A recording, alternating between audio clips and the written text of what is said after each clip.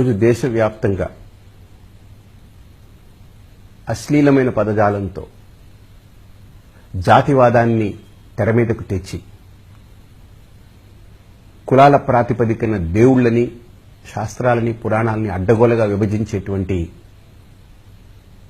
కుహన మేధావులకి నేను హెచ్చరించేది ఏంటనంటే, నరకాసురుడు దళితుడా, రావణాసురుడు దళితుడా, మహిషాసురుడు దళితుడా? ఒక్కసారి ఆలోచిద్దాం. దుర్గాదేవత బ్రాహ్మణ స్త్రీయా? అలాగే శివుడు బ్రాహ్మణ దేవత, హనుమంతుడు బ్రాహ్మణ దేవత, కృష్ణుడు బ్రాహ్మణ దేవత. ఏం మాట్లాడుతున్నారండి? ఏం చదువుకొని మాట్లాడుతున్నారు? చరిత్రల్ని వక్రీకరించి, చరిత్రల్ని తప్పుదోవ పట్టించి, చరిత్రల్ని అపహాస్యం చేసి వాటన్నిటినీ నాశనం చేసుకున్నాం. ఇతర దేశాలకి మనం నవ్వుల పాలవుతున్నాం. అలాగే ఇప్పుడు పురాణాల్లో వేలు పెడుతున్నారు, శాస్త్రాల్లో వేలు పెడుతున్నారు. దయచేసి పెట్టకండి. మీకు నిజంగా విజ్ఞత ఉంటే, మీరు మేధావులే అయితే మదించండి, తర్కించండి. శాస్త్రాల మీద, పురాణాల మీద సరిగ్గా అవగాహన తెచ్చుకుని మాట్లాడండి. మీరు ఎవరైతే రావణాసురుడు దళితుడు అంటున్నారో, ఒక్కసారి ఆయన పుట్టు పూర్వోత్తరాలు చూద్దాం. రావణ బ్రహ్మ ఆయన ఎవరికి పుట్టారు? విశ్రవ బ్రహ్మకు పుట్టాడు.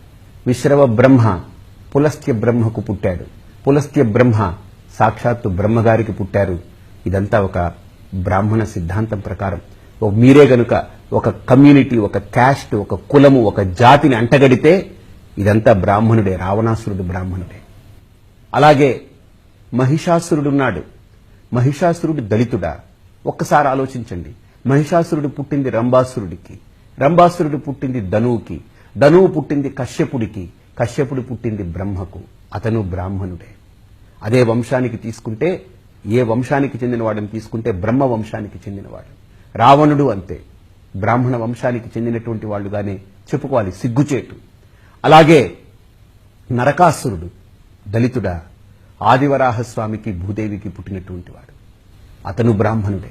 కాబట్టి ఈ ముగ్గురిని దళితులుగా మార్చి, ఈ రాక్షసుల్ని, అసురుల్ని దళితులుగా మార్చి, వీళ్ళు దళితులు అని దళితులకు అంటగట్టి, ఎవరైతే సమాజం కోసం పాటుపడతాం అనుకుంటున్నారో, కూలినాలి చేసి సమాజానికి ఒక మంచి వెన్నెముకగా నిలబడుతున్నారో, ఆ వర్గాలన్నింటినీ కూడా తప్పుదోవ పట్టించి, వాళ్ళు చదువుకోరు కదా అనేటువంటి నెపంతో, మీ కుహన సంస్కారంతో, కుహన కుసంస్కారంతో మీరందరూ కూడా శాస్త్రాల్ని, పురాణాల్ని తప్పుదోవ పట్టించి ఈ రకంగా సమాజంలో ప్రచారం చేస్తున్నారా?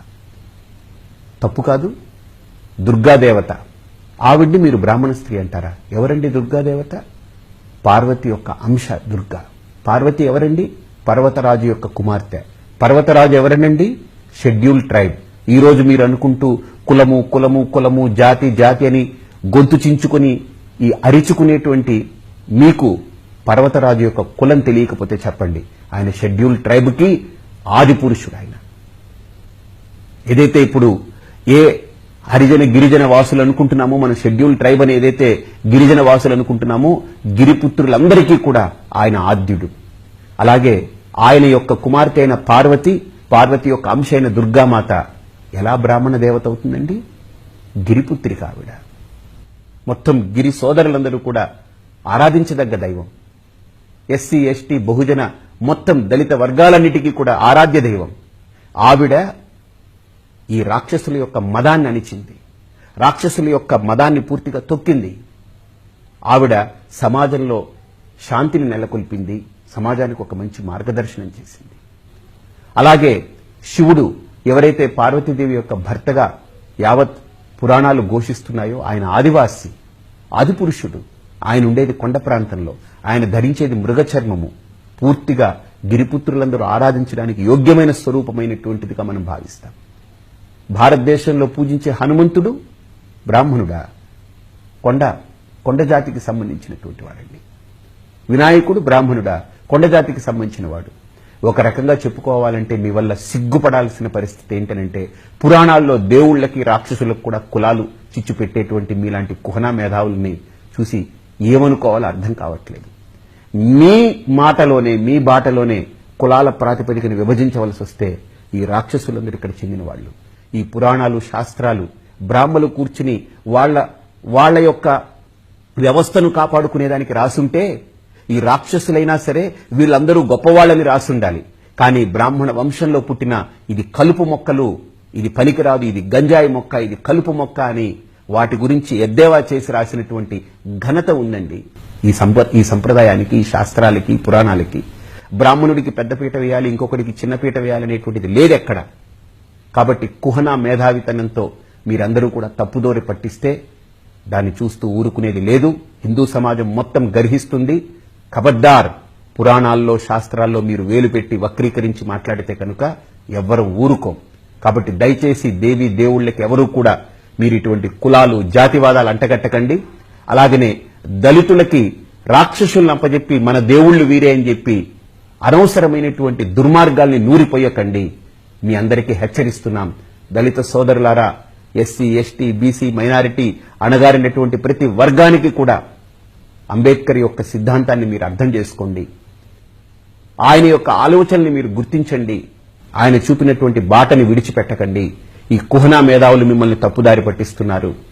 అలాగే సమాజంలో ఆత్మాభిమానంతో, ఆత్మగౌరవంతో నిలబెట్టుకునేదానికి మనం ఈ భారతీయులమనేటువంటి, భారత్ మాత యొక్క వారసులమనేటువంటి నినాదానికి కట్టుబడి ఉందాం. ఇటువంటి కుహనా మేధావుల యొక్క ఉచ్చులో ఎవరు పడద్దు. ఇది ప్రతి భారతీయుడు, ప్రతి హిందువు, ప్రతి అణగారిన దళిత, ఎస్సీ, ఎస్టీ, బహుజన, దళిత అణగారినటువంటి వర్గాలందరూ కూడా దీన్ని గుర్తించాల్సిన ఆవశ్యకత ఎంతైనా ఉందని మీ అందరికీ మరొక్కమారు తెలియచేస్తున్నాను. కుహనా మేధావుల్ని గట్టిగా తీవ్రంగా హెచ్చరిస్తున్నాను.